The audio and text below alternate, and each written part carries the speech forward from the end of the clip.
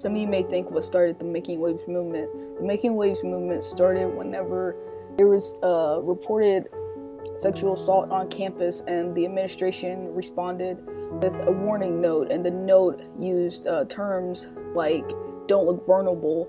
Also, you should walk more confidently, scream or yell fire and we had one student to get on Facebook after she saw the warning, and she just went on a humongous rant about it, and it got a lot of attention from the news and other media outlets. And ever since then, we've, as Arkansas State University, been on the news.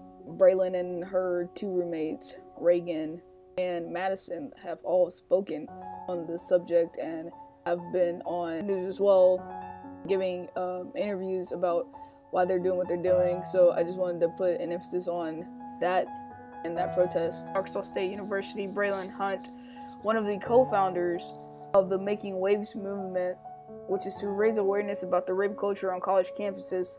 Braylon, why do you think it's important to have this protest?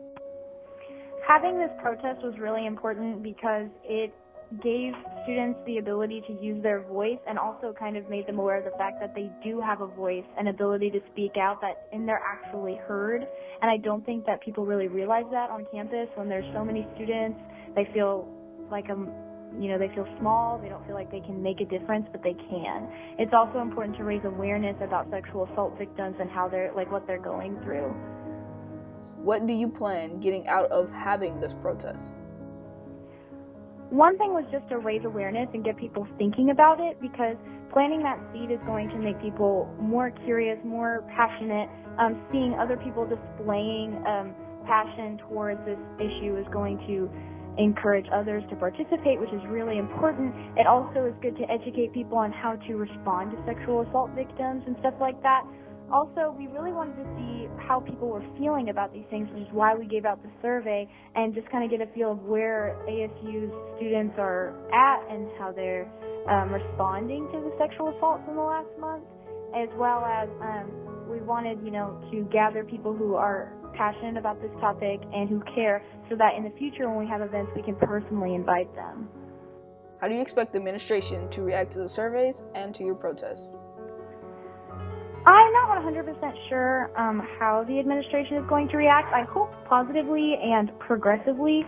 Hopefully they'll actively respond and make changes in response to the survey results, but I'm not really sure. I've been told by other faculty members to expect some apathy, so I don't know, we'll see. What were the results of the surveys you were handing out? We had a good idea of what the results of the surveys were going to be before we gave them out.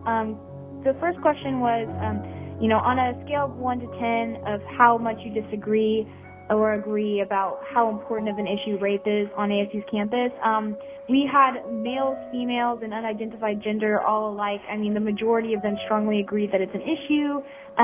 We had people say 100% agree that there's room for improvement with the university's response to sexual assault. And we kind of expected that because that's the vibe we were getting beforehand, but it's great to have that concrete evidence on paper. The Making Waves movement has just begun, so if you're interested in learning more or just wanting to join us as we stand up against the rape culture, contact Braylon Hunt, Reagan Williams, or Madison Hollister. All three are